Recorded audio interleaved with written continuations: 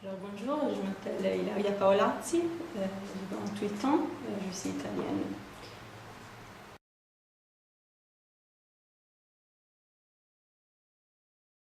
Alors je travaille pour l'Association pour la prévention de la torture comme conseillère du programme Afrique, c'est-à-dire assistante du programme Afrique.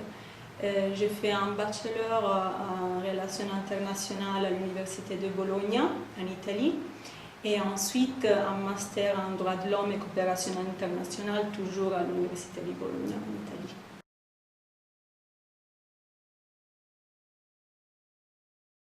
Alors, mon travail consiste à assister et soutenir mon supérieur dans la gestion du programme Afrique, c'est-à-dire la gestion des différents projets qui composent le programme Afrique. Gestion des projets, c'est-à-dire planification, mise en place d'activités ainsi qu'évaluation des différentes activités. On travaille dans différents pays de la région. On a des projets à niveau national, donc dans chaque pays. On a des projets plus au niveau régional, donc, ou sous-régional.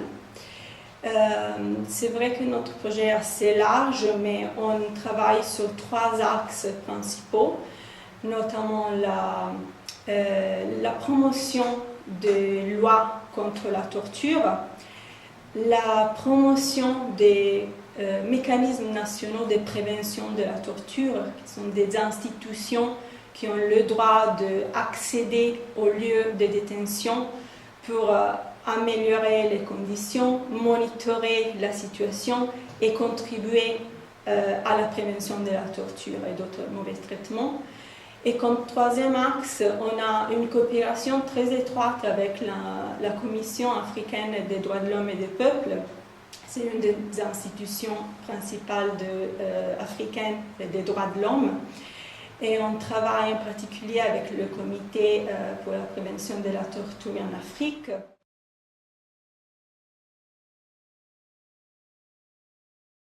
Je pense que j'étais très curieuse de mieux comprendre ce qui se passe dans le monde.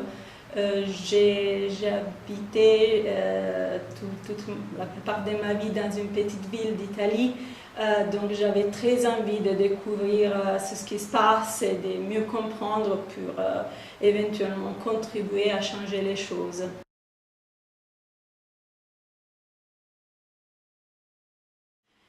À part les compétences techniques dont on peut apprendre à l'université, c'est-à-dire la gestion des projets, la planification, la capacité de mettre en œuvre et même d'évaluer les projets, la compétence bien sûr des langues étrangères, savoir plusieurs langues ça aide bien sûr.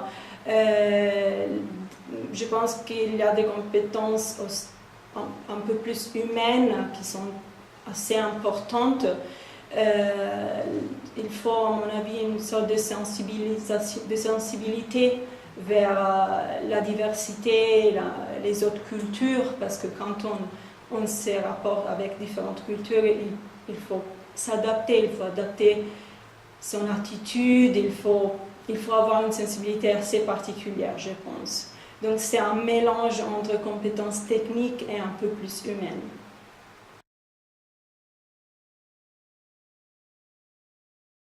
Côté positif, je pense en premier lieu le fait de pouvoir voyager et rencontrer plusieurs personnes de différentes cultures et échanger, travailler, échanger au niveau professionnel ainsi qu'au niveau humain. Donc ça te permet d'apprendre constamment des nouvelles choses. On a l'impression d'être constamment en évolution. Le côté négatif, parfois on peut avoir un peu de frustration par rapport aux résultats. C'est pas forcément évident de voir tout de suite le résultat qu'on espère atteindre. C'est des résultats qui peuvent arriver vraiment très lentement, donc c'est un travail de long terme, donc il faut être très patient et très déterminé aussi, donc il ne faut pas se démotiver, c'est ça.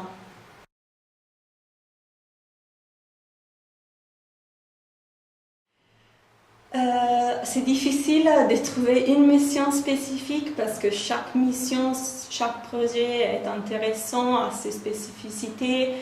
C'est vrai qu'en général, un facteur déterminant pour la réussite du projet, mais aussi ce que tu gagnes de ce projet au niveau personnel, c'est les partenaires avec lesquels tu travailles.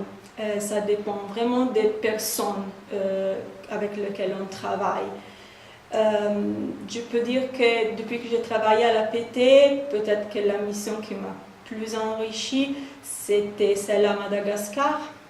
On a un grand projet à Madagascar et on travaille très étroitement avec le ministère de la Justice, donc il y a vraiment des partenaires excellents du point de vue humain et du point de vue professionnel aussi. Ils ont vraiment une volonté énorme de faire changer les choses dans un pays dont il y a une crise, dont la situation politique n'est pas forcément la meilleure et la plus stable. Et il y a ces gens ils ont une force, une détermination qui arrive à te transmettre. Donc c'est vraiment un échange du point de vue humain. Et donc je dirais les missions, parce que je vais bientôt en faire une autre à Madagascar. Donc je dirais le projet à Madagascar.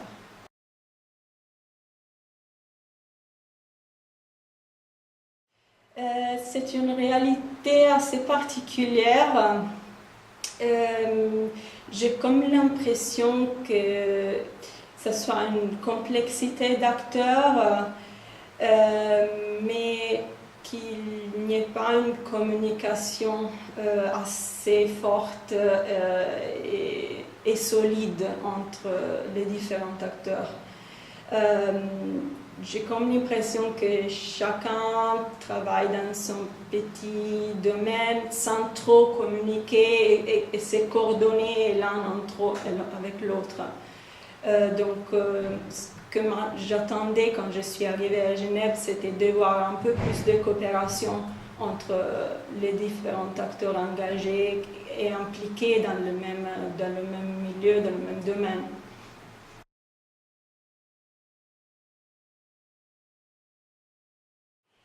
D'être sûr que c'est un des travails plus satisfaisants, je pense. C'est peut-être un des plus difficiles aussi, mais comme j'ai dit tout à l'heure, je pense qu'il ne faut pas se démotiver, il faut avoir une forte détermination, il faut y croire.